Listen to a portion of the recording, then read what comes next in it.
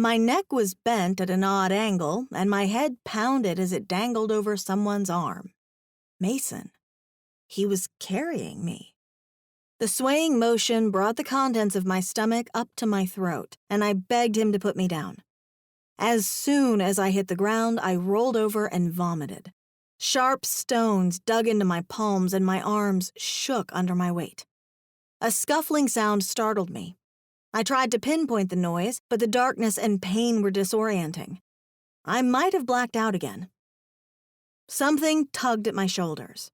Hands prodded me, pulling the pack from my back. Mason? My voice quavered like an old woman's. Damn it, Kyra. All this stuff and you don't have a flashlight. He was digging through the pack, his tone gruff with alarm. Then a bright shaft of light sliced across my eyes.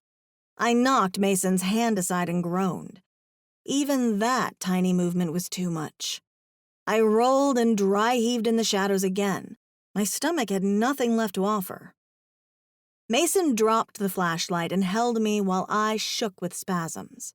My hair had come loose, and he tucked it behind my ear.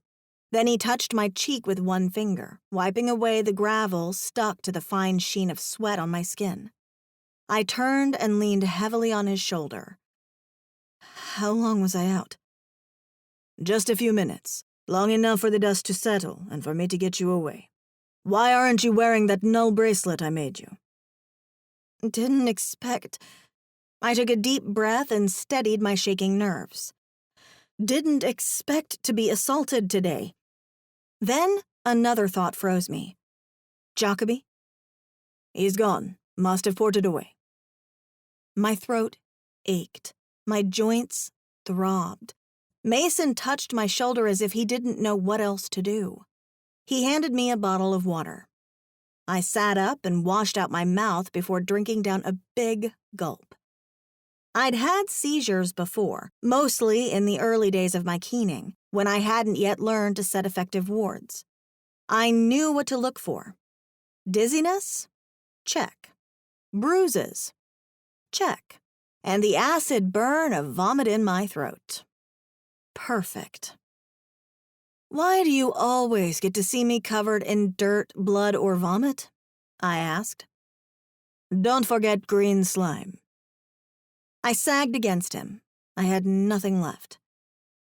Just once, I'd like to show off to my best affect. Maybe in a dress? Sounds like a date. I don't date. Me neither, but just once. My eyes closed. Mason eased me down and arranged my head on his lap. Just take it easy, he said. We're safe for the moment.